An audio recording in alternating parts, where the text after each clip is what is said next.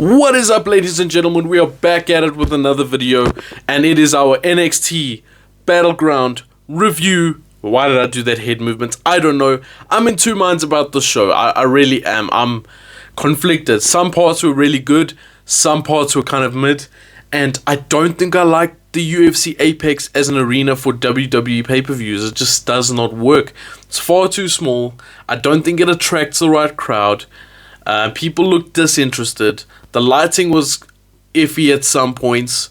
The setup was far too close to the ring, so it limited some of the wrestlers in what they were able to do. I just did not like the Apex as an arena for Battleground. And if you don't know what I'm talking about, go check out maybe a couple clips from the show and you'll see what I mean. It's just not on. The crowd popped here and there, of course they did. It wasn't like there was a complete snooze fest, but they just seemed disinterested for the large part of the show. Now, the very first match was the NXT North American Women's Championship, and that featured Ruca, Lash Legend, Kelani Jordynne, Mia Yim, Jaida Parker, and who's the last person I'm forgetting? Fallon Henley. I always forget that name for some reason. This match was... Look, it seemed very rehearsed, and I say that because there was almost no botches. And it's kind of weird to say, oh, the match seemed rehearsed, overly rehearsed. All matches are rehearsed in some fashion, whether it just be a walkthrough or whatever the case is. But it just seemed overly rehearsed, like these women have been really working on this match for a long time, which is fair enough. But I say that because there wasn't really any botches. And ladder matches are notorious for botches. Why? Because the ladders don't cooperate with you. We've seen this so many times. Something goes wrong with the ladders.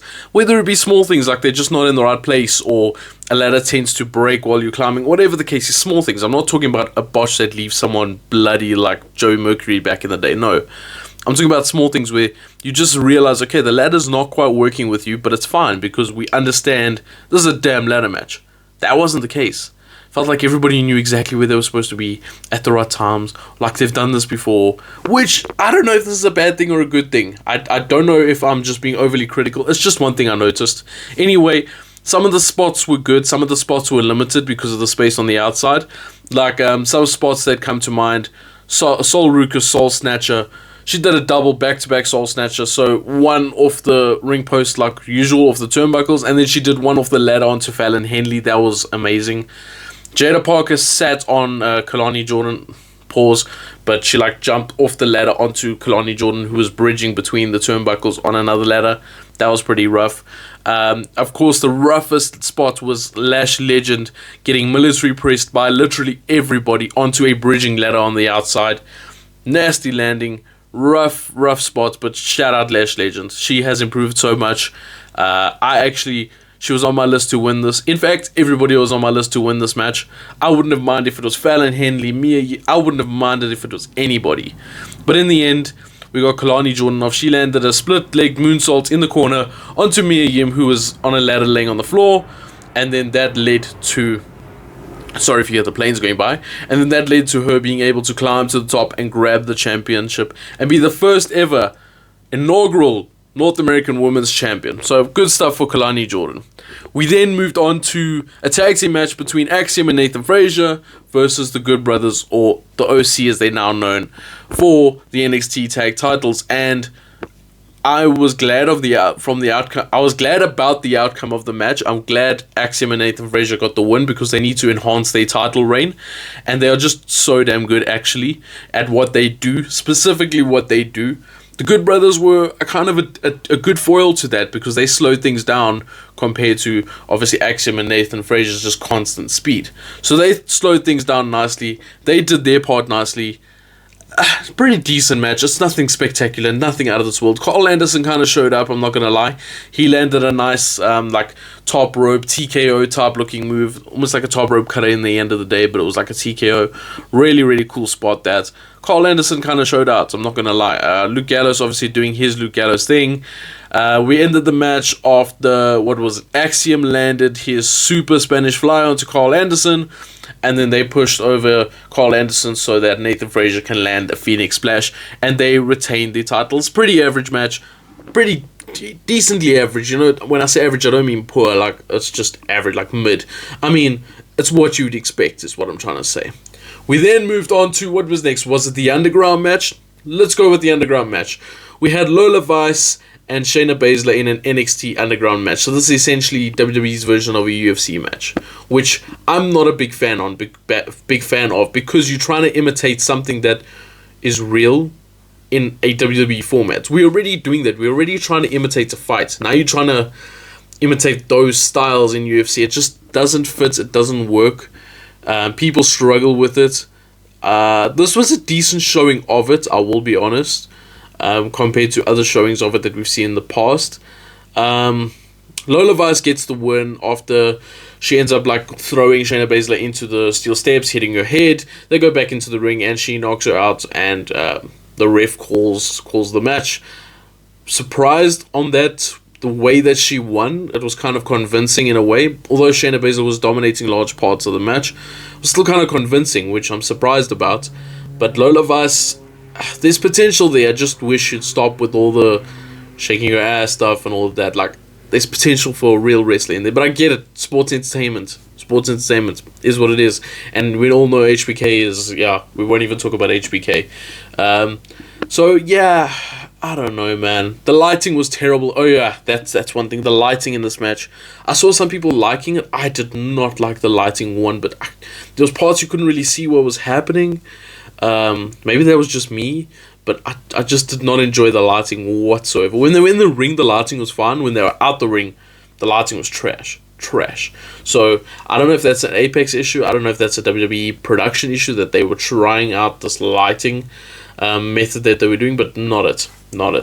We then had, let's move on to the triple threat match between Joe Coffey, Wes Lee, and of course the North American champion Oba Femi.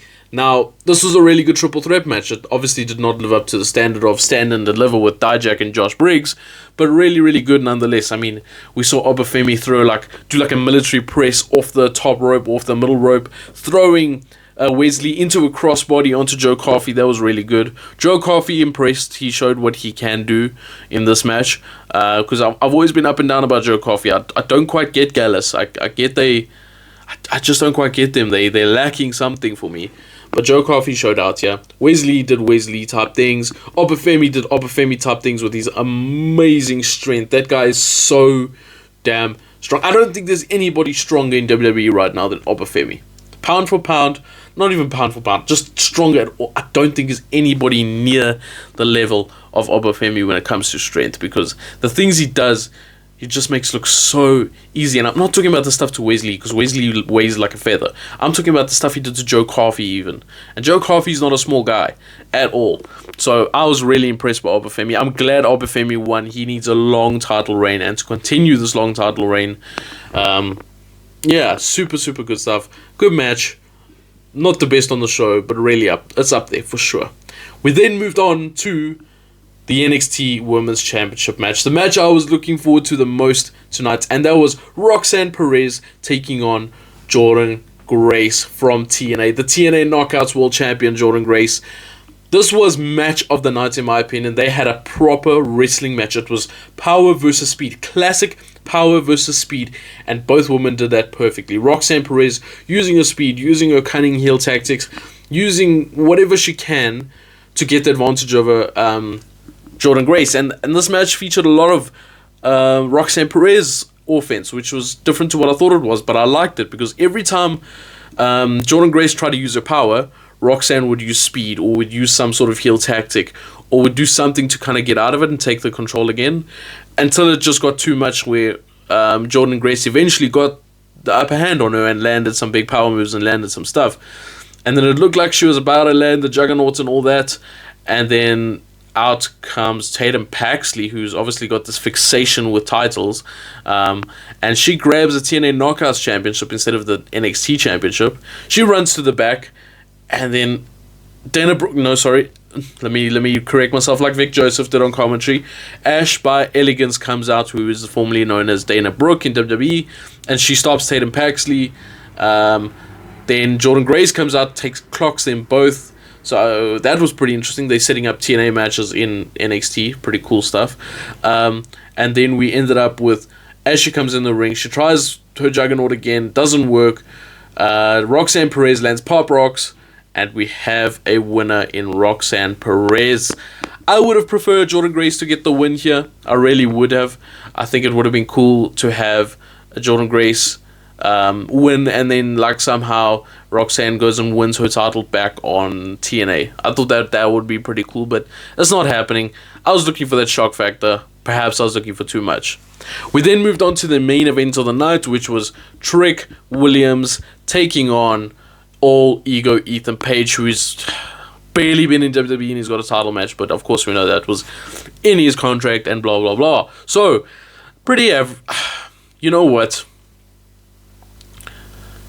I don't know if it's Trick or if it's Ethan Page, but this just felt, it lacked that main event feel. It didn't feel like the main event. It felt like Jordynne Grace versus Roxanne Perez was the main event, and I mean that in star power, I mean that in the moment, I mean that in the actual match that was executed.